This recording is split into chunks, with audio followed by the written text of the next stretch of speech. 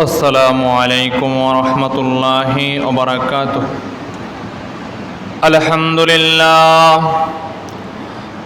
لله نحمده ونستعينه ونستغفره ونؤمن به ونتوكل عليك ونعوذ بالله من شرور أنفسنا ومن سيئات أعمالنا. من يهده الله فلا مضل له ومن يضلله فلا هادي له. ونشهد أن لا إله إلا الله وحده لا شريك له. ونشهد أن سيدنا وسندنا ونبينا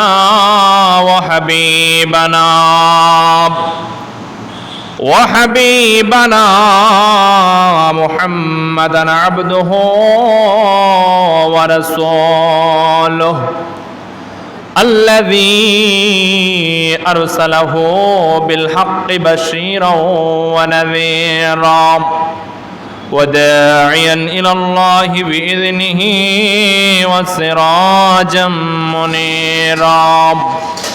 فقد قال الله تبارك وتعالى في شان حبيبه والفرقانه الحميد: أعوذ بالله من الشيطان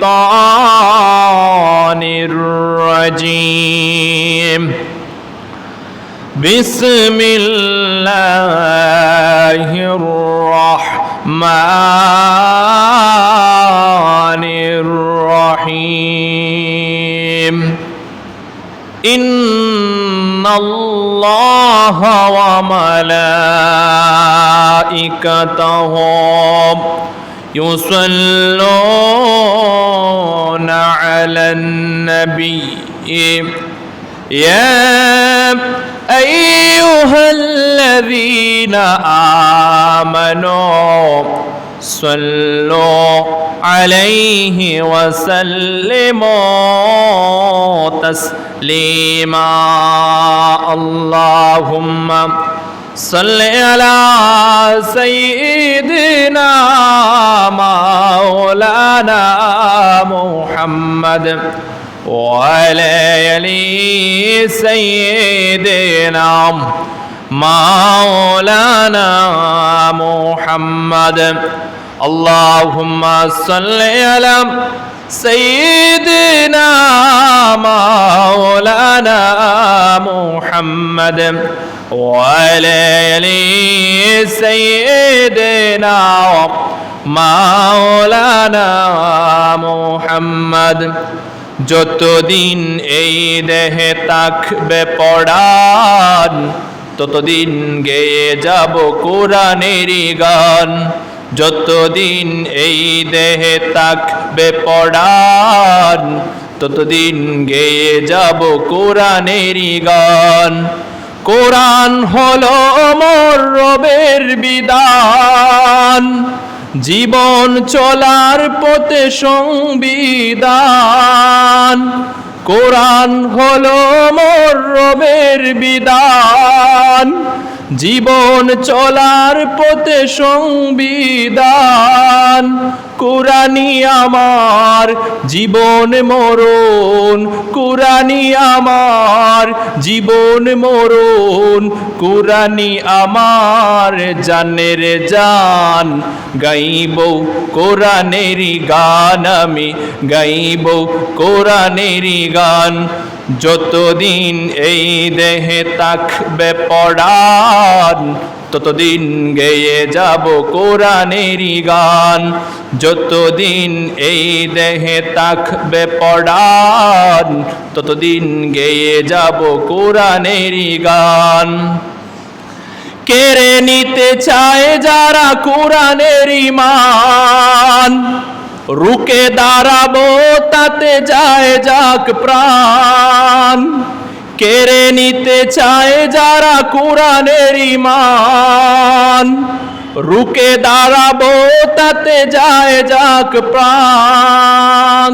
তোমরা কি জানো পরপারে শহীদের আছে সেরা সম্মান। গাইব কোরআনেরই গান, আমি গাইব কোরআনেরই গান। যতদিন এই দেহে থাকবে পরাণ, ততদিন গেয়ে যাব কোরআনেরই গান। যতদিন এই দেহে থাকবে পরাণ, ততদিন গেয়ে যাব কোরআনেরই গান। ততদিন গেয়ে যাব কোরআনেরই গান। আম্মা বাদ। সম্মানিত উপস্থিত হাজরিন, আসুন মহান আল্লাহ তাআলার দরবারে আমরা শুকর আদায় করি, যেই মহান মালিক আল্লাহ রাব্বুল আলামিন আপনাকে আমাকে সুস্থ রেখেছেন, ভালো রেখেছেন, আল্লাহর গড় মসজিদে আসার মতো বসার মতো তৌফিক দান করেছেন। এর শুকর গুজার আদায় করে আমরা সবাই উচ্চ সুর বলি আলহামদুলিল্লাহ। অগণিত দুরূদ আর সালাম কুল কায়নাতের নবী, বিশ্ব মানবতার মুক্তির দিশারি রাহমাতাল লিল আলামিন মুহাম্মদ মুস্তাফা সাল্লাল্লাহু আলাইহি ওয়াসাল্লামের উপর। আর আমরা দোয়া করি এই পৃথিবীর মধ্যে যত মুমিন মুমিনাত মুসলমান বসবাস করেছিলেন, আজকে তারা দুনিয়ার মধ্যে নেই, অন্ধকার কবর মেহমান হয়ে গেছেন। আল্লাহ রাব্বুল আলামিন যেন তাদেরকে মাফ করে তাদের কবরকে যেন জান্নাতুল ফিরদাউসের বাগান বানিয়ে দেন। আমরা সবাই বলে আমিন। আমরা আরো দোয়া করি ওই মানুষদের জন্য যারা বর্তমানে অসুস্থ অবস্থায় আছে, আল্লাহ রাব্বুল আলামিন যেন আল্লাহর সালাম নামের উসিলায় আল্লাহর রহমত দিয়ে তাদেরকে জলদি জলদি শিফা দান করেন। আমরা সবাই বলে আমিন। সম্মানিত উপস্থিত হাজরিন, আমরা দোয়া করি ওই মুসলমানদের জন্য যারা কাফের কুফফারদের দ্বারা বর্তমানে নির্যাতিত, যেমন ফিলিস্তিনের মুসলমান, ইন্ডিয়ার মুসলমান। আল্লাহ তাআলার দরবারে আমরা দোয়া করি এই জুমাবারি দিনে আল্লাহ রাব্বুল আলামিন যেন মুসলমানদেরকে গাইবী সাহায্য দান করেন, মুসলমানদেরকে যেন কাফের কুফফারের ষড়যন্ত্র থেকে যেন হেফাজত দান করেন। আমরা সবাই বলে আমিন। সম্মানিত উপস্থিত হাজরিন, আজকে জুমার খুতবার বিষয় হলো হিসাব নিকাশ। একদিন আপনাকে আমাকে হিসাব দিতে হবে আল্লাহর দরবারে। এই যে আমরা দুনিয়ায় আসলাম, দুনিয়ায় আসার পরে কি করলাম কি করলাম না, কি বুঝলাম কি বুঝলাম না, কি দেখলাম কি দেখলাম না, সব কিছুর হিসাব একদিন আল্লাহ তাআলার দরবারে দিতে হবে। সেই দিন আল্লাহ রাব্বুল আলামিন পই পই করে আপনার কাছ থেকে হিসাব নেবেন। এই জন্য রাসূল সাল্লাল্লাহু আলাইহি ওয়াসাল্লাম উম্মতে মুহাম্মাদীকে দোয়া শিখিয়েছেন, যে বলেছেন উম্মতেরা রে, সব সময় আল্লাহর দরবারে দোয়া করবা, আল্লাহুম্মা হাসিবনি হিসাবান ইয়াসীরা। হে আল্লাহ, তুমি আমাদের জন্য হিসাবটারে সহজ করে দিও। কারণ হলো আল্লাহ রাব্বুল আলামিন যদি কারো কাছ থেকে হিসাব নেয়, কোনো মানুষ হিসাব দিতে পারবে না, কোনো মানুষ হিসাব দিতে পারবে না। আপনার 70 বৎসরের জিন্দেগি, 80 বৎসরের জিন্দেগি, 50 বৎসরের জিন্দেগি, 40 বৎসরের জিন্দেগি, তা তো দূরের কথা। আল্লাহ রাব্বুল আলামিন যদি আজকের ফজর থেকে এই জুমার নামাজের ভিতর পর্যন্ত যদি আল্লাহ হিসাব নেয়, কেউ হিসাব দিতে পারবে না। এমনকি 1 মিনিটের হিসাবও যদি আল্লাহ নেয়, কেউ দিতে পারবে না। এই জন্য আমরা আল্লাহর কাছে সব সময় দোয়া করব, আল্লাহুম্মা হাসিবনি হিসাবান ইয়াসীরা। হে আমাদের রব, আপনি আমাদের জন্য হিসাবটারে সহজ করে দেন। আল্লাহ যদি কারো ধরে, তাহলে তার পালাবার কোনো রাস্তা নাই। এই জন্য আমরা আল্লাহর কাছে সব সময় দোয়া করব, আল্লাহ যেন আমাদেরকে বিনা হিসেবে ছেড়ে দেন। কারণ আল্লাহ কিন্তু হিসাব নিবেন, আর আল্লাহ হিসাব নিলে কেউ হিসাব দিতে পারবে না।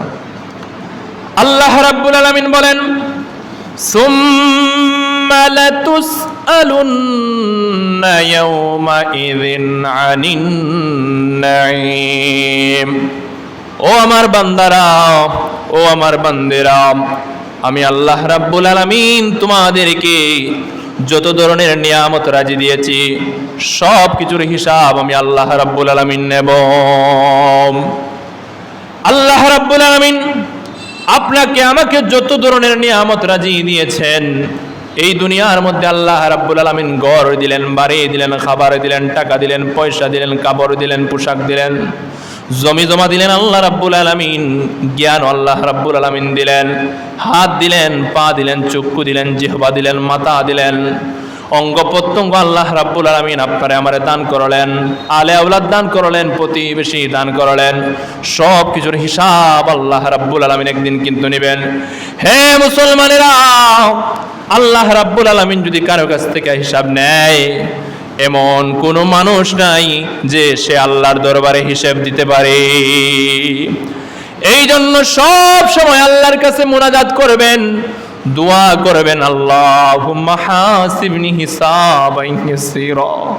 হে আল্লাহ, তুমি আমাদের জন্য হিসাবটারে সহজ করে দিয়েন, কঠিন করে দিয়েন না গো, কঠিন করে দিয়েন না। আল্লাহ যদি কারো কাছ থেকে হিসাব নেয়, কেউ জান্নাতে যেতে পারবে না, কেউ বাঁচতে পারবে না। সেই দিন আল্লাহ রাব্বুল আলামিন সব কিছুর হিসাব নিবেন।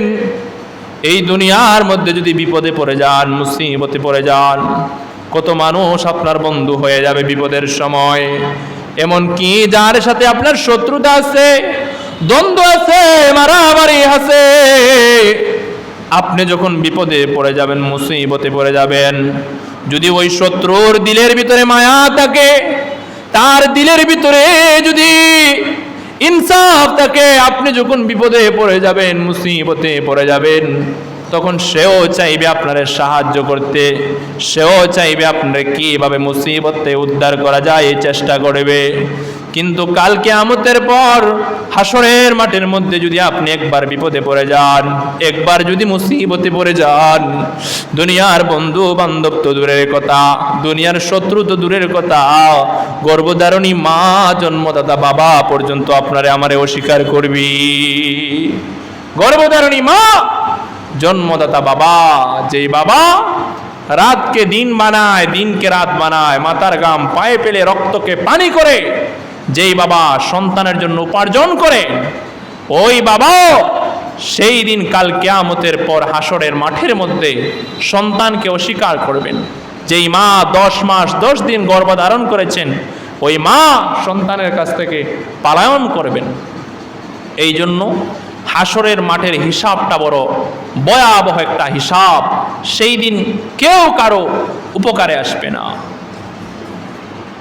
সেই দিন শুধু একটা জিনিসই উপকারে আসবে, সেটা হলো যদি আপনার ঈমান থাকে। ঈমান যদি না থাকে মুসলমান, তাহলে কোনো কাজ হবে না। আর ঈমানের পাশাপাশি নেক আমল লাগবে। আল্লাহ রাব্বুল আলামিন বলেন, ইন্নাল্লাযীনা আমানু ওয়া আমিলুস সালিহাতি কানাত লাহুম জান্নাতুল ফিরদাউসি নুজুলা খালিদিনা ফিহা লা ইয়াবগুনা আনহা হিওয়ালা। আল্লাহ রাব্বুল আলামিন বলেন, নিশ্চয়ই যারা ঈমান এনেছে, তার সাথে যারা নেক আমল করেছে, আল্লাহর গোলামি করেছে, আল্লাহর ইবাদত করেছে, আল্লাহ রাব্বুল আলামিন বলেন তাদের জন্য আমি জান্নাতুল ফেরদাউস বানায়া রাখছি। এমন জান্নাত তাদের জন্য আমি বানায়া রাখছি, একবার যদি আমার বান্দা এবং বান্দি ঢুকে যায়, তাহলে কখনোই তাদেরকে ওই জান্নাত থেকে তাড়িয়ে দেওয়া হবে না, বের করে দেওয়া হবে না। এমনকি তারাও যদি জান্নাতের ভিতরে একবার ঢুকে যায়, তারাও চাইবে না ওই জান্নাত থেকে আর বের হয়ে যাইতে। এই জন্য মুসলমানেরা ঈমান লাগবে, আমল লাগবে। আজকে এই দুনিয়ার মধ্যে ঈমান নিয়ে বাঁচা বড় কঠিন। এমন একটা সময় এসেছে, ঈমান নিয়ে টিকে থাকা বড় কঠিন, বড় কঠিন। রাসূল সাল্লাল্লাহু আলাইহি ওয়াসাল্লাম বলেছেন, শেষ জামানাটা এমন হবে, হাতের মধ্যে আগুনের গরম আংরা রাখা যতটুকু কঠিন, তার চাইতে কঠিন হবে ঈমানদারেরা ঈমান রাখা এতটুকু কঠিন হবে। এ মুসলমানেরা, বর্তমান সময়টা এমন, ঈমান রাখা বড় কঠিন হয়ে দাঁড়াইছে। ঈমান রাখা বড় কঠিন হয়ে দাঁড়াইছে। নবীজি আরো ভবিষ্যৎবাণী করেছেন যে শেষ জামানাটা এমন হবে, অনেক মানুষ সকালে ঈমানদার থাকবে কিন্তু বিকালবেলা বেঈমান হয়ে যাবে, কাফের হয়ে যাবে, কুফফার হয়ে যাবে। আবার অনেক মানুষ বিকালবেলা ঈমানদার থাকবে, সকালবেলা ঘুম থেকে উঠে কাফের হয়ে যাবে, বেঈমান হয়ে যাবে। এই রকম জামানা চলে আসবে কিয়ামতের আগে। বর্তমান সময়টা এমন, ঈমান রাখা বড় কঠিন হয়ে দাঁড়াইছে, ঈমান রাখা বড় কঠিন হয়ে দাঁড়াইছে। আপনি আমি চাই যে ঈমানদার হয়ে চলবো, আপনি আমি চাই যে আমল করব, কিন্তু বর্তমান যে সমাজ, বর্তমান যে যুগ, বর্তমান যে সময়, সেটাই আপনারে আমারে পরিপূর্ণ ঈমানদার থাকতে দেয় না, পরিপূর্ণ আমল করতে দেয় না। আপনি আমি চাই যে গুনার কাজ করব না, কিন্তু বর্তমান সময়, বর্তমান আধুনিক যুগ আপনারে আমারে গুনার কাজে নিয়ে যায়। আপনি আমি চাই না যে আপনার আমার ঈমানটা নষ্ট হয়ে যাক, কিন্তু দুনিয়ার এই সময়, এই যুগ আপনার আমার ঈমানটারে নষ্ট করে দেয়। কেমন করে নষ্ট করে দেয় আমি বলি। এই যে পহেলা বৈশাখ গেল রে, এই পয়লা বৈশাখ কিন্তু মুসলমানরা পালন করা কিন্তু হারাম, হারাম, হারাম। কিন্তু যারা সরকারি চাকরি করে, সরকার কিন্তু তাদেরকে বাধ্য করছে এই দিবস পালন করার জন্য। এখন দেখেন চাকরি টিকায় রাখার কারণে কিন্তু তাকে এই গুনার কাজ করা লাগছে। এখন বর্তমান সময়টা এমন, আপনি চাইবেন যে আমি গুনার কাজ করব না, কিন্তু সমাজ আপনারে বাধ্য করবে গুনার কাজ করার জন্য। অনেক স্কুল কলেজের মধ্যে নাচ হয়, গান হয়, আপনি চান যে আমি নাচ গানে অংশগ্রহণ করব না, আমি এইগুলার মধ্যে সম্পৃক্ত হব না, কিন্তু সরকারি চাকরির মধ্যে অ্যাক্টিভ থাকার কারণে, এই সরকারি চাকরির মধ্যে অ্যাক্টিভ থাকার কারণে আপনারে কিন্তু নাচ গানের মধ্যে সম্পৃক্ত হওয়া লাগবে, আপনারেও কিন্তু নাচ গান করা লাগবে, নাচ গান দেখা লাগবে, কারণ আপনার উপরে এটা চাপায়া দেওয়া হয়েছে। বর্তমান সময়টা এমন, আপনি চাইবেন আমি গুনার কাজ করব না, কিন্তু বর্তমান সময়ে বাধ্য করবে আপনাকে গুনার কাজ করার জন্য। বর্তমান সময়ে আপনারে বাধ্য করবে এই গুনার কাজ করার জন্য। আপনি চাইবেন যে আমি এই গুনার কাজ করব না, কিন্তু বর্তমান সময় আপনারে আমারে বাধ্য করবে যে এটা করো।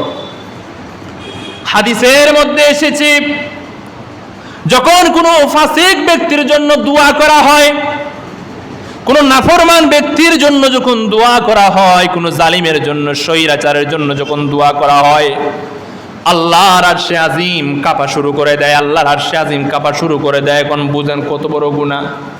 যদি কোনো মানুষ কোনো জালিমের জন্য দোয়া করে, কোনো সন্ত্রাসের জন্য দোয়া করে, কোনো মুনাফিকের জন্য দোয়া করে, কোনো স্বৈরাচারের জন্য যদি দোয়া করে, আল্লাহর আরশে আজিমটা কাঁপা শুরু করে দেয়। কিন্তু আপনারা দেখেছেন বিগত 16 বছরে যারাই ক্ষমতায় ছিল, তাদের মধ্যে অনেক নাফরমান ছিল, অনেক খুনি ছিল, অনেক অত্যাচারী ছিল, অনেক জালিম ছিল, স্বৈরাচার ছিল। কিন্তু মসজিদের ইমামরে বাধ্য করছি তার জন্য দোয়া করার জন্য। ইমাম সাহেব বাধ্য হইয়া কিন্তু এই জালিমের পক্ষে দোয়া করা লাগছে, ইমাম সাহেব বাধ্য হইয়া কিন্তু এই স্বৈরাচারের পক্ষে দোয়া করা লাগছে, ইমাম সাহেব বাধ্য হইয়া কিন্তু ওই সুরের জন্য দোয়া করা লাগছে। এটা হলো যদি না করে তাহলে তাকে ইমামতির থেকে তাড়াইয়া দিবে। এই যে পরিস্থিতি আপনি দেখেন, আপনি চান কিন্তু আমি ইমানদার অবস্থায় থাকবো, কিন্তু বর্তমান সময় এমন, এই সময়ের কারণে অনেক কাজ করা লাগবে, যা করলে ইমানের উপরে আঘাত আসতে পারে, যা করলে আমলের উপরে আঘাত আসতে পারে। বর্তমান সময়টা এমন, এই জন্য আমরা আল্লাহর দরবারে পানা চাই, আল্লাহ রাব্বুল আলামিন যেন আপনারে আমারে গুনার কারণে গুমরা না বানায়। অনেক মানুষ হেদায়েতের পথে থাকে, কিন্তু দেখা যায় শেষ পর্যায়ে এসে কিন্তু হেদায়েত চলে যায়, নাফরমান হয়ে যায়, এমন গুনার মধ্যে সম্পৃক্ত হয়ে যায়, যার ফলে তার হেদায়েতের রাস্তা বন্ধ হয়ে যায়। একটা নিউজ দেখেছিলাম, এক ব্যক্তি কাবা শরীফের ইমাম ছিল, কাবা শরীফের ইমাম, সে 1 বছর কাবা শরীফের মধ্যে কিন্তু তারাবির নামাজ পড়াইছে। সাধারণ কোন মসজিদের ইমাম নয়, বাইতুল্লাহর ইমাম ছিল, বাইতুল্লাহর ইমাম ছিল, হেরেম শরীফের ইমাম ছিল, সাধারণ কোনো ইমাম নয়। ওই হেরেম শরীফের ইমাম শেষ পর্যায়ে সে দেখা যায় ছবির মধ্যে সে এখন অভিনয় করে, সে এখন ছবির মধ্যে দেখা যায় খলনায়কের অভিনয় করে, এখন সিনেমা বানায়, এখন নাটক বানায়, বিভিন্ন কন্টেন্ট তৈরি করে, অথচ সে কিন্তু একজন কাবা শরীফের ইমাম ছিল। এখান থেকে শিক্ষা হলো, মুসলমান তুমি নামাজ পড়ো, তুমি রোজা রাখো, তুমি হজ করো, তুমি উমরা করো, ভেবো না যে তুমি আল্লাহর রাস্তায় আছো, আল্লাহর রাস্তায় আছো, কখন শয়তান তোমারে ধোঁকা দেয় আর বেঈমান বানায়া ফেলে। এই জন্য কবিরা বলেছেন, যার শেষ বালা তার সব বালা, যার শেষ ভালো তার সব ভালো, যার শেষ খারাপ তার সব খারাপ। এই জন্য আল্লাহর কাছে সব সময় দোয়া করবেন, আল্লাহ রাব্বুল আলামিন যেন আপনাকে আমাকে হেদায়েতের উপরে অটল রেখে যেন মৃত্যু দান করেন, কালেমা পড়তে পড়তে যেন আপনার আমার মৃত্যু হয়, এই কামনা আল্লাহ তাআলার কাছে করবেন। আজকে আমরা আলোচনা করব যে আল্লাহ রাব্বুল আলামিন কোন কোন মানুষকে ঘৃণা করেন। কোরআন শরীফের বিভিন্ন জায়গায় এসেছে যে আল্লাহ রাব্বুল আলামিন ডাইরেক্ট বলে দিয়েছেন, ওই মানুষদেরকে আমি ভালোবাসি, লাইক করি।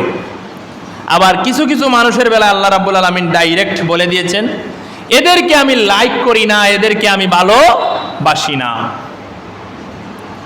এখন আমরা দেখব যে আল্লাহ রাব্বুল আলামিন কোন কোন মানুষকে ঘৃণা করেন, কোন কোন মানুষকে আল্লাহ রাব্বুল আলামিন ভালোবাসেন না। এক নম্বর হলো আল্লাহ রাব্বুল আলামিন বলেন, ইন্নাল্লাহা লা ইউহিব্বুল মুতাদিন। এক নম্বর হলো আল্লাহ রাব্বুল আলামিন বলেন, নিশ্চয়ই আমি আল্লাহ রাব্বুল আলামিন সীমা লঙ্ঘনকারীকে ভালোবাসি না, পছন্দ করি না, লাইক করি না। বলেন নাউজুবিল্লাহ। যারা সীমা লঙ্ঘন করে আল্লাহ রাব্বুল আলামিন তাদেরকে ভালোবাসেন না, তাদেরকে লাইক করেন না। সীমা লঙ্ঘন কি? সীমা লঙ্ঘন হলো আল্লাহ রাব্বুল আলামিন সব কিছু নির্ধারণ করে দিয়েছেন, একটা সীমানা দিয়েছেন। এই যে নির্ধারণ করে যে সীমানা দিয়েছেন, এই সীমানাটা অতিক্রম করার নামই হলো সীমা লঙ্ঘন। আমি আরো সহজ করে বলি, আপনারা সবাই কিন্তু ফুটবল খেলা দেখেন, ফুটবল খেলার মধ্যে ফাউল হয় না, ফাউল হয়। এই ফাউলটাই হলো সীমা লঙ্ঘন করা, এই ফাউলটাই হলো সীমা লঙ্ঘন করা। কারণ ফাউল খেলার কোনো নীতি নয়, খেলার কোনো কোয়ালিটি নয়। যখন ফাউল করে রেফারি তাকে প্রথম হলুদ কার্ড দেখায়, আবার যখন ফাউল করে আবার হলুদ কার্ড দেখায়, তিনবার যখন ফাউল করে লাল কার্ড দেখায় তারা আউট করে দেয়। ঠিক তেমনি ভাবে যারা এই সমাজের মধ্যে, এই পৃথিবীর মধ্যে শুধু সীমা লঙ্ঘন করে, ফাউল করে, আল্লাহ রাব্বুল আলামিন তারে সিগন্যাল দেয়, কিন্তু সিগন্যাল যখন মানে না তারে আল্লাহ রাব্বুল আলামিন লাল কার্ড দেয়া এমন অবস্থায় নিয়ে পৌঁছায় তার অস্তিত্ব আর এই সমাজের মধ্যে থাকে না। এক নম্বরে আল্লাহ রাব্বুল আলামিন সীমা লঙ্ঘনকারীকে ভালোবাসেন না। যারা সীমা অতিক্রম করে ফেলে তাদেরকে আল্লাহ রাব্বুল আলামিন ভালোবাসেন না। হে মুসলমানেরা, একটা জিনিস মনে রাখবেন, এই পৃথিবীর মধ্যে কে আপনারে ভালোবাসলো আর কে আপনারে ঘৃণা করলো এদিকে তাকাইবেন না। আপনি তাকায়া দেখবেন গো, আল্লাহ রাব্বুল আলামিন আপনারে ভালোবাসে।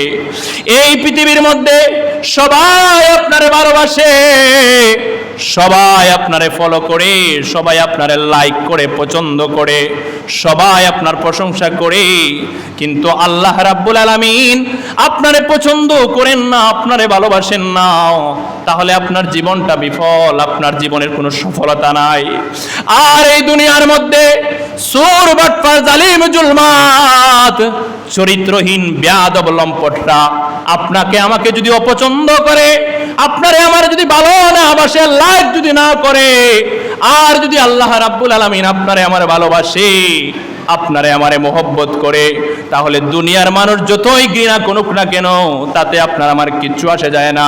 কারণ আল্লাহ রাব্বুল আলামিন আপনারে আমারে ভালোবাসেন। বলেন সুবহানাল্লাহ। দুনিয়ার কোন মানুষ আপনারা ঘৃণা করলো, কোন মানুষ আপনারা নিয়ে সমালোচনা করলো, কোন মানুষ আপনার বিরোধিতা করলো, এটা দেখার টাইম নাই। যদি আল্লাহ রাব্বুল আলামিন আপনারে ভালোবাসেন, আল্লাহ রাব্বুল আলামিন যদি আপনারে পছন্দ করেন, এটাই আপনার জীবনের সবচাইতে বড় সফলতা। বলেন সুবহানাল্লাহ। আল্লাহ রাব্বুল আলামিন যখন কোনো মানুষকে ভালোবাসেন, তখন আল্লাহ রাব্বুল আলামিন ফেরেশতাদেরকে ঘোষণা করে দেন, ফেরেশতারা রে, আমি ওই ব্যক্তিটারে ভালোবাসি, তোমরাও ওই ব্যক্তিটারে ভালোবাসো। তখন ফেরেশতারাও তাদের সমাজের মধ্যে তাদের বন্ধু বান্ধবদের কাছে মেসেজ পৌঁছিয়ে দেয় যে আল্লাহ রাব্বুল আলামিন ওই ব্যক্তিটারে ভালোবাসেন, তোমরাও ওই ব্যক্তিটারে ভালোবাসো। তারপরে ফেরেশতারাও মানুষের কানে কানে পৌঁছাইয়া দেয় যে আল্লাহ রাব্বুল আলামিন ওই ব্যক্তিটারে ভালোবাসে, তোমরাও ওই ব্যক্তিটারে ভালোবাসো।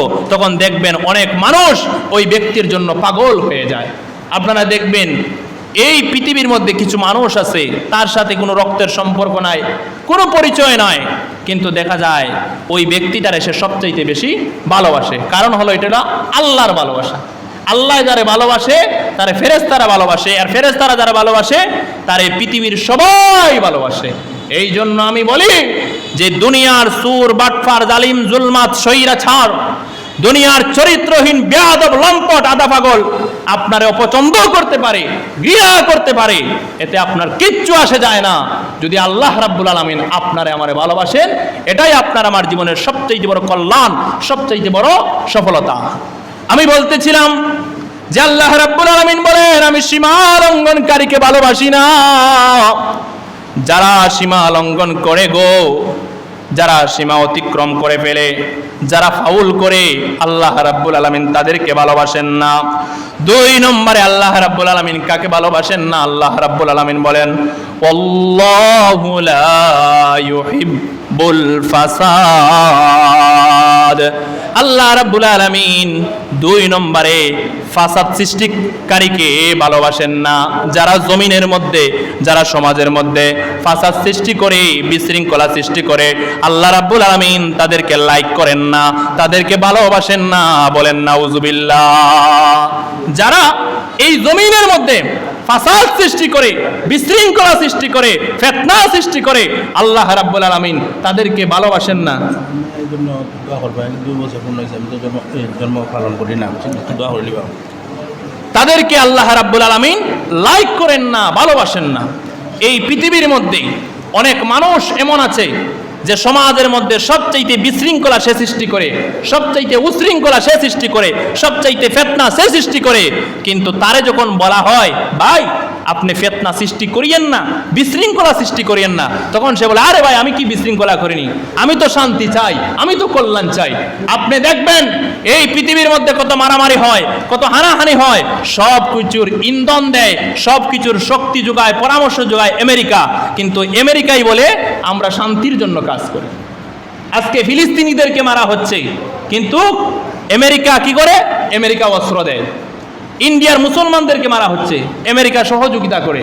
কিন্তু যখনই বলা হয় জাতিসংঘের কাছে যে এই যে মারামারি হচ্ছে এটা বন্ধ করা দরকার, তখন তারা বলে আমরা শান্তির জন্য কাজ করতেছি, আমরা শান্তির জন্য কাজ করতেছি। অথচ পৃথিবীর মধ্যে যত ফিতনা হয়, পৃথিবীর মধ্যে যত বিশৃঙ্খলা হয়, সব কিছুর গডফাদার হলো আমেরিকা। কিন্তু তারা কি বলে মানুষদেরকে? যে আমরা শান্তির জন্য কাজ করি।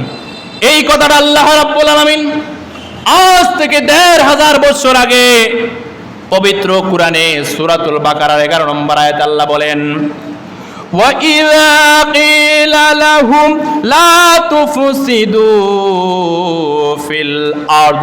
আল্লাহ রাব্বুল আলামিন বলেন তাদেরকে যখন বলা হয় এই জমিনের মধ্যে ফাসাদ সৃষ্টি করো না, অশান্তি সৃষ্টি করো না, মারামারি করো না, বিশৃঙ্খলা করো না, মানুষ হত্যা করো না, মানুষের প্রতি জুলুম করো না, নির্যাতন করো না, তখন তারা মানুষদেরকে জবাব দেয় ক্বালু ইন্নামা নাহনু মুসলিহুন। তখন তারা মানুষদেরকে জবাব দেয় নিশ্চয় আমরা হলাম শান্তিকামী লোক, আমরা শান্তি চাই, আমরা কল্যাণ চাই।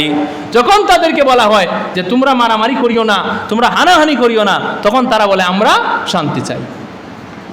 এই দেশের মধ্যে যখন স্বৈরাচারী শাসক ছিল, তখন সে অনেক মানুষকে, নিরপরাধ মানুষকে অন্যায়ভাবে হত্যা করেছে, অনেক বিশৃঙ্খলা করেছে, সন্ত্রাসী করেছে, গণধর্ষণ করেছে, যখন বলা হতো যে এগুলা করো না, এগুলা বন্ধ করো, তখন তারা বলতো এগুলো আমরা করি না, এটা ওই এরা করে। তখন তারা বলতো এটা আমরা করি না, আমরা শান্তির জন্য কাজ করতেছি, আমরা মানুষের কল্যাণের জন্য কাজ করতেছি। অথচ সব কিছুর গডফাদার ছিল তারা। কিন্তু মানুষদেরকে তারা কি বলতো যে আমরা এটা করি না। আল্লাহ আজ থেকে 1500 বছর আগে বলে দিয়েছেন যে যখন তাদেরকে বলা হয় যে পৃথিবীর মধ্যে ফাসাদ সৃষ্টি করো না, বিশৃঙ্খলা সৃষ্টি করো না, তখন তারা মানুষদেরকে জবাব দিত যে আমরা নিশ্চয়ই শান্তিকামী লোক, আমরা ফাসাদ সৃষ্টি করি না। আল্লাহ রাব্বুল আলামিন বলেন ওয়াল্লাহু লা ইউহিব্বুল ফাসাদ। আল্লাহ রাব্বুল আলামিন বলেন যারা বিশৃঙ্খলা করে, যারা ফাসাদ করে, যারা বিশৃঙ্খলা করে, উশৃঙ্খলা করে, সন্ত্রাসী করে, আল্লাহ রাব্বুল আলামিন তাদেরকে ভালোবাসেন না, তাদেরকে লাইক করেন না। হে মুসলমানেরা, আজকে এই পৃথিবীর মধ্যে তাকায়া দেখেন কারা ফাসাদ করে, কারা বিশৃঙ্খলা করে। এই যে ইসরায়েল বাহিনী, সন্ত্রাসী বাহিনী আজকে মুসলমান নিরপরাধ মুসলমানদেরকে ফিলিস্তিনের মধ্যে পাখির মতো গুলি করে করে নিষ্পাপ বাচ্চাদেরকে মারতেছে। ইন্ডিয়ার মধ্যে আপনি তাকায়া দেখেন এই গত কয়েকদিনের মধ্যে 170টি মাদ্রাসা তারা বন্ধ করে দিয়েছে। তারপরে দেখলাম একটা ভিডিওর মধ্যে এক মসজিদের মধ্যে ঢুকে মসজিদের ইমামখানার জায়গার মধ্যে প্রস্রাব করে দিয়েছে, পায়খানা করে দিয়েছে। তারপরে গত হোলি পূজার মধ্যে এক যুবক বাধা দিয়েছিল যে মুসলমানদের গায়ের মধ্যে তোমরা রং লাগাইও না। ওই মুসলমান যুবককে প্রকাশ্যে দিবালোকে পিটায়া পিটায়া হিন্দু সন্ত্রাসীরা হত্যা করেছে। একজন যুবতী মেয়ে রাস্তা দিয়ে হিজাব পরে হাইটা হাইটা যায়, ওই মুসলমান নারীর হিজাবটা টেনে খুলে নিয়েছে। যারা যারা মুসলমান নারীর হিজাব টেনে খুলে ফেলে এদের জন্ম পতিতালয় ছাড়া আর কিচ্ছু হতে পারে না। কারণ যার জন্মের সমস্যা আছে সে হিজাব পছন্দ করতে পারে না। আর না হলে মুসলমান নারীরা হিজাব পরে হিজাবটারে সে খুলে নিয়েছে। কত বড় জালিম, কত বড় স্বৈরাচার! এই এশিয়ার মধ্যে সবচাইতে নিকৃষ্ট দেশ হলো ইন্ডিয়া, সবচাইতে বড় সন্ত্রাসী দেশ হলো ইন্ডিয়া, পৃথিবীর মধ্যে সবচাইতে বড় উগ্রবাদী দেশ হলো ইসরায়েল। তাদের মধ্যে সবচাইতে বড় সন্ত্রাস, তাদের মধ্যে সবচাইতে বড় হলো ফাসাদ সৃষ্টিকারীরা। কিন্তু তারা মানুষদেরকে বোঝায় আমরা শান্তিকামী লোক।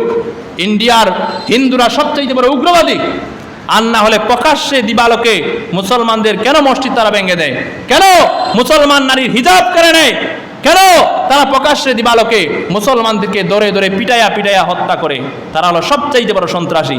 তারা আওয়াজ তুলে যে বাংলাদেশের মধ্যে সংখ্যালঘু নির্যাতন হচ্ছে, অথচ আমাদের দেশের মধ্যে যত জায়গার মধ্যে মন্দিরে হামলা হয়, হিন্দু বাড়িতে হামলা হয়, একটাও দিনের বেলায় নয়, রাতের বেলায়।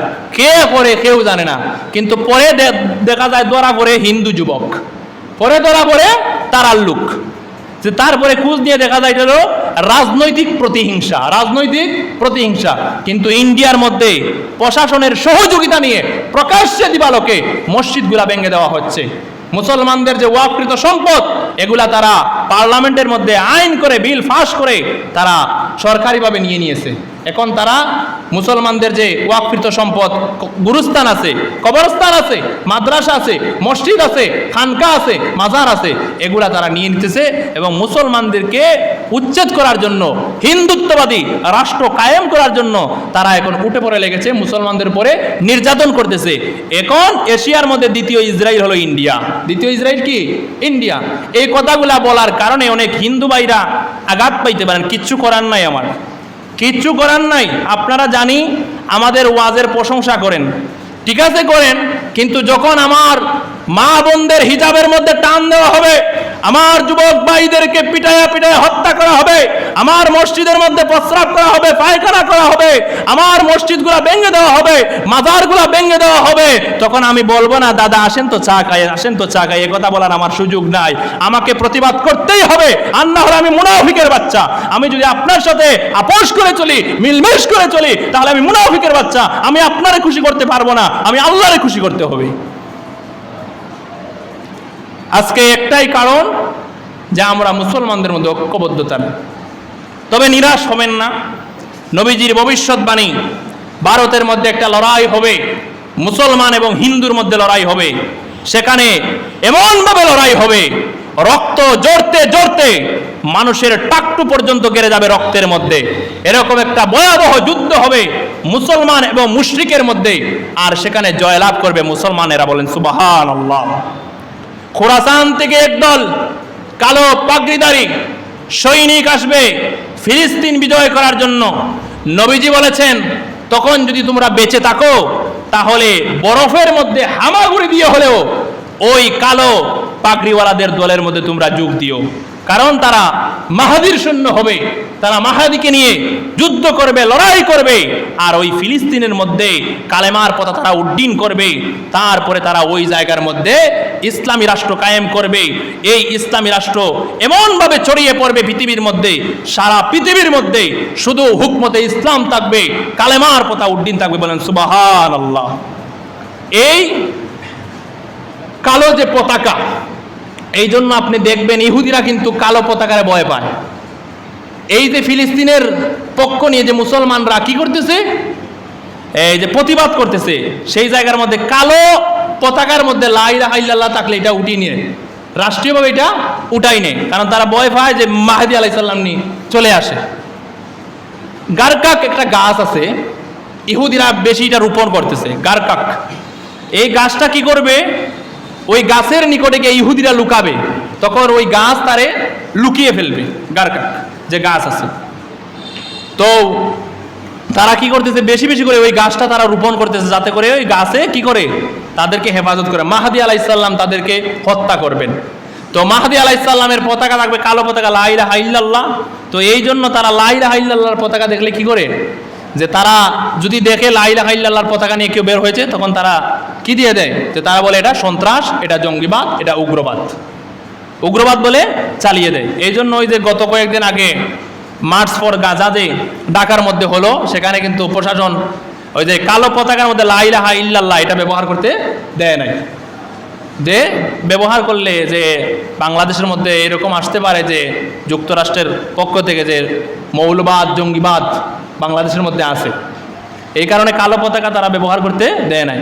দেখেন, তারা মানুষ হত্যা করলে, মুসলমান হত্যা করলে তারা সন্ত্রাস হয় না, তারা জঙ্গিবাদ হয় না, তারা মৌলবাদ হয় না। কিন্তু আপনি আমি কালেমার পতাকা উড্ডীন করলে আপনি আমি মৌলবাদ হয়ে যাই, আপনি আমি সন্ত্রাস হয়ে যাই। এই পর্যায়ে নিয়ে আমরা তারা পৌঁছাইছে। তো আমি বলতেছিলাম, আল্লাহ রাব্বুল আলামিন 2 নম্বরে ফাসাদকারীকে ভালোবাসেন না, 3 নম্বরে আল্লাহ রাব্বুল আলামিন কাকে ভালোবাসেন না? আল্লাহ রাব্বুল আলামিন বলেন, ফাইন্নাল্লাহা লা ইউহিব্বুল কাফিরিন। আল্লাহ রাব্বুল আলামিন বলেন, নিশ্চয়ই আমি আল্লাহ রাব্বুল আলামিন কাফেরদেরকে ভালোবাসি না, কাফেরদেরকে পছন্দ করি না। বলেন নাউজুবিল্লাহ। যারা কাফের তাদেরকে আল্লাহ রাব্বুল আলামিন কি করেন না? ভালোবাসেন না, তাদেরকে আল্লাহ রাব্বুল আলামিন পছন্দ করেন না। কাফের হলো 4 প্রকার। কাফের হলো 4 প্রকার। 1 নম্বরের কাফের হলো আল্লাহ মুখেও বিশ্বাস করে না, না আল্লাহ মুখেও স্বীকার করে না, অন্তরেও বিশ্বাস করে না, এটা হলো 1 নম্বরের কাফের, নাস্তিক। 2 নম্বরের কাফের হলো যে মুখে আল্লাহ স্বীকার করে কিন্তু অন্তরে বিশ্বাস করে না, এটা হলো মুনাফিক। আর 3 নম্বর হলো যে অন্তরে আল্লাহ বিশ্বাস করে কিন্তু মুখে স্বীকার করে না, এটা হলো আবু জাহেল মার্কা কাফের। আবু জাহেলে কিন্তু অন্তরে আল্লাহ বিশ্বাস করতো কিন্তু মুখে স্বীকার করতো না। আর 4 নম্বরের কাফের হলো যে দুনিয়ার স্বার্থের জন্য, যে মুখেও আল্লাহ স্বীকার করে অন্তরেও বিশ্বাস করে কিন্তু দুনিয়ার স্বার্থের জন্য অনেক সময় আল্লাহর কোরআনের আয়াতকেও স্বীকার করে। যেমন অনেক মুসলমান আছে যে নামাজ পড়ে, হজ করে, উমরা করে, জাকাত দেয়, কুরবানিও দেয়, নামাজ টামাজ সব ঠিক আছে, কিন্তু এই জমিনের মধ্যে আল্লাহর আইন প্রতিষ্ঠিত হোক এটা সে চায় না, এটা চায় না। যখনই যে মুসলমানেরা, যে আলিম উলামারা বলে যে এই দেশের মধ্যে ইসলামী হুকমত যাতে প্রতিষ্ঠিত হয় এই জন্য আমরা কাজ করব, তখন তারা ওই আলিম উলামাদেরকে বলে ধর্ম ব্যবসায়ী। কি বলে? ধর্ম ব্যবসায়ী। আলিম উলামার প্রতি তোমার রাগ থাকতে পারে, ক্ষোভ থাকতে পারে, কিন্তু যদি তুমি হুকমতে ইসলামকে বিরোধিতা করে আল্লাহর আইন জমিনে প্রতিষ্ঠিত হোক, এটাকে বিরোধিতা করে যদি তুমি আলিম উলামাকে ধর্ম ব্যবসায়ী বলো, তাহলে তোমার ঈমান নাই, তুমি কাফের হয়ে গেছো, কাফের হয়ে গেছো। কারণ তুমি আলিম উলামার বিরোধিতা করো নাই, তুমি রাসূল সাল্লাল্লাহু আলাইহি সাল্লামের 10 বছর যে রাসূল সাল্লাল্লাহু আলাইহি সাল্লাম মদিনার মধ্যে রাষ্ট্র পরিচালনা করেছিলেন কোরআন দিয়ে, তুমি এটার বিরোধিতা করেছো, তুমি কোরআনের বিরোধিতা করেছো, তুমি কাফের হয়ে গেছো। এই জন্য কাফের হলো 4 প্রকার। আল্লাহ কাফেরদেরকে ভালোবাসেন না। 4 নম্বর আল্লাহ রাব্বুল আলামিন কাকে ভালোবাসেন না? আল্লাহ বলেন ওয়াল্লাহু লা ইউহিব্বুজ জালিমিন। আল্লাহ রাব্বুল আলামিন 4 নম্বরে জালেমদেরকে ভালোবাসেন না, জালেমদেরকে ভালোবাসেন না। জালেমের অনেক কোয়ালিটি আছে, অনেক প্রকার ভেদ আছে। ইনশাআল্লাহ একদিন জালেম নিয়ে আলোচনা করব, যে জালেম কারা, যে জালেম কারা, এই জালেম নিয়ে আলোচনা করব। যে জালেমদেরকে আল্লাহ রাব্বুল আলামিন ভালোবাসেন না। তারপরে আল্লাহ রাব্বুল আলামিন 5 নম্বরে কাকে ভালোবাসেন না? আল্লাহ বলেন ইন্নাল্লাহা লা ইউহিব্বু মান কানা মুখতালান ফাখুরা। আল্লাহ রাব্বুল আলামিন বলেন নিশ্চয়ই আমি আল্লাহ রাব্বুল আলামিন যারা এই জমিনের মধ্যে অহংকার করে, আমি আল্লাহ রাব্বুল আলামিন তাদেরকে ভালোবাসি না, তাদেরকে লাইক করি না। বলেন নাউজুবিল্লাহ। যারা অহংকার করে তাদেরকে আল্লাহ রাব্বুল আলামিন পছন্দ করেন না, ভালোবাসেন না। অনেক মানুষ রূপের অহংকার করে, যে সৌন্দর্যের অহংকার করে, তারপরে আল্লাহ রাব্বুল আলামিন তার চেহারাকে এমন বিশ্রী বানান যে মানুষ একবার তাকাইলে আরেকবার তাকাইতে চায় না। অনেক মানুষ শক্তির অহংকার করে এমন রূপ দেয় তারে আল্লাহ কঙ্কাল বানিয়ে ফেলে। অনেক মানুষ ক্ষমতার অহংকার করে, আল্লাহ রাব্বুল আলামিন নমরুদের মতো জুতা পিটা করে ক্ষমতা ছিনিয়ে নেন। অনেক মানুষ তার সন্তান দিয়ে অহংকার করে যে আমার সন্তান খুব ভালো, খুব মেধাবী, পড়ার মধ্যে সব সময় ফার্স্ট ক্লাস। অহংকার করার ফলে কি হয়েছে? দেখা যায় এসএসসি পাস করার পরে কলেজে ভর্তি হয়েছে, এখন দেখা যায় সবচাইতে বড় সন্ত্রাস, সবচাইতে বড় মাদকাসক্ত হলো তার সন্তান। এই যে অহংকার করছে, সন্তানের মাথা বিকৃত হয়ে গেছে, শেষ। এখন সন্ত্রাস। কোনো মানুষ আছে তার মেয়েকে নিয়ে অহংকার করে যে এই এলাকার মধ্যে আমার মেয়ের মতো আর কোনো মেয়ে নাই, কিন্তু তলে তলে এমন কাজ করছে, সব শেষ, সব একবারে বিছাই দিছে, সব শেষ করে দিছে। অহংকার করছে। অনেকে সম্পদের অহংকার করে, আল্লাহ তারা এমন মামলা ঢুকাইছে, সব বেচা উজাড় হয়ে গেছে, সম্পদ শেষ, সম্পদ শেষ হয়ে গেছে, নষ্ট হয়ে গেছে। অনেকে বিভিন্ন ধরনের অহংকার করে। যে স্বৈরাচারের গোষ্ঠীরা অহংকার করেছিল যে এই দেশের মধ্যে এমন কোনো শক্তি নাই যে আমাদের দলকে ধ্বংস করতে পারে, মোকাবেলা করতে পারে। আল্লাহ রাব্বুল আলামিন এমন এক আযাব নাজিল করছে, এই আযাব কুরআনও নাই, হাদিসও নাই। এটার নাম হলো ছাত্র আন্দোলন আযাব। এটা কুরআনও নাই, হাদিসও নাই, এটা গাইবি এক আযাব আল্লাহ নাজিল করে দিয়েছে। এমন ভাবে আযাব দিছে আল্লাহ, নিজে তো বালাইছে, আরো যে সেলাসামুন্ডা 300 জন আছে এটাও বালাইছে, এমন কি মসজিদের ইমামও ফলাইছে। এমন স্বৈরাচার ছিল, এমন অহংকারী ছিল, সব সময় অহংকার করত, সব সময় দাম্ভিকতা দেখাতো যে আমাদের চাইতে কে আছে, অহংকার করত। এখন অন্য দেশ থেকে বৈশা বলে সবার লিস্ট করা হচ্ছে, একটারও পালাতে দেওয়া হবে না। নিজে পালাইয়া গেছে, এখন বলে আর কাউরে পালাতে দেওয়া হবে না। কত বড় নির্লজ্জ! এত মানুষ হত্যা করলো, এত খুন করলো, এত অবিচার করলো, এত জুলমাতি করলো, তারপরও তার লজ্জা নাই, ভুল স্বীকার করে না, আরো বলে যে আমার দোষটা কি ছিল, আমার দোষটা কি ছিল। আল্লাহ রাব্বুল আলামিন অহংকারীকে ভালোবাসেন না। 6 নম্বর হলো আল্লাহ রাব্বুল আলামিন বলেন ইন্নাল্লাহা লা ইউহিব্বু মান কানা খাওয়ানান আসীমা। আল্লাহ রাব্বুল আলামিন বলেন নিশ্চয়ই আমি আল্লাহ রাব্বুল আলামিন 6 নম্বরে খিয়ানতকারীকে ভালোবাসি না। যারা আমানতের খিয়ানত করে, আপনি একজনের কাছে কিছু টাকা রাখলেন, এই টাকাটা সে খাইয়া নিছে, সব টাকা খাইছে, সব টাকা মারি দিচ্ছে। যখন আপনি গেলেন টাকার জন্য টাকা দেয় না। একটা কথা আমানত রাখলেন, ভাই আপনার কাছে মনের দুঃখে বললাম, কাউরে বললেন না। এখন আপনি তার কাছে কইয়া বাড়ি যেতে পারেন না, দেখা যায় আস্থা এলাকা বাইরা, আস্থা এলাকা কথা বাইরা লেগে গেছে। আমানতের খেয়ানত করে, খেয়ানতকারীকে আল্লাহ রাব্বুল আলামিন ভালোবাসেন না। 7 নম্বর আল্লাহ রাব্বুল আলামিন বলেন ইন্নাহু লা ইউহিব্বুল মুসরিফিন। নিশ্চয়ই আল্লাহ রাব্বুল আলামিন অপচয়কারীকে ভালোবাসেন না। যারা অপচয় করে তাদেরকে আল্লাহ রাব্বুল আলামিন ভালোবাসেন না। অপচয়কারীকে আল্লাহ রাব্বুল আলামিন ভালোবাসেন না। অপচয় অনেক ধরনের হতে পারে। পোশাকের অপচয় হতে পারে, খাবারের অপচয় হতে পারে, সময়ের অপচয় হতে পারে, পানির অপচয় হতে পারে। আমরা যে ওযু করি, ওযু করার সওয়াব, কিন্তু অনেক মানুষের ওযুর মধ্যে গুনাহ কামাই করে। তার পানি লাগবে 1 লিটার, 5 লিটারও তার ওযু হয় না। এমনভাবে টেপ সারে সার ইটারে দেখা যায় ও বায় গোসায় পানি সব যায়। এই যে অপচয় করা এটা গুনাহ। অনেকে পানি পায় না, আর সে পানি পাইয়া ইচ্ছা মতো ব্যবহার করে, এটা হলো গুনাহ। অপচয়কারীকে আল্লাহ ভালোবাসেন না। তারপরে 8 নম্বর আল্লাহ বলেন, ইন্নাল্লাহা লা ইউহিব্বু কুল্লা খাওয়ানিন কাফুর। 8 নম্বরে আল্লাহ রাব্বুল আলামিন ওই মানুষদেরকে ভালোবাসেন না যারা অকৃতজ্ঞ। অনেক মানুষ আছে এমন অকৃতজ্ঞ, কই এই দুনিয়ায় আমার আশাটা একটা পাপ হয়েছে, আল্লাহ খালি আমারে অভাব দেয়, আল্লাহ খালি আমারে বিপদ ফেলায়, খালি আমারেও অসুখ দেয়, আমারে আল্লাহ এই দুনিয়া কেন আল্লাহ পাঠাইলা। খালি অকৃতজ্ঞ, কোন শুকরিয়া নাই, এরা আল্লাহ ভালোবাসেন না। আর 9 নম্বরে আল্লাহ রাব্বুল আলামিন বলেন, ইন্নাল্লাহা লা ইউহিব্বুল মুশরিকিন। নিশ্চয়ই আল্লাহ রাব্বুল আলামিন মুশরিকদেরকে ভালোবাসেন না, যারা আল্লাহর সাথে অংশীদার সাব্যস্ত করে, আল্লাহরও ইবাদত করে, আবার মানুষেরও ইবাদত করে, মাজারেরও ইবাদত করে, গাছেরও ইবাদত করে, ফিরেরও পূজা করে। এই রকম মানুষদেরকে আল্লাহ রাব্বুল আলামিন ভালোবাসেন না, লাইক করেন না, পছন্দ করেন না, বলেন নাউজুবিল্লাহ।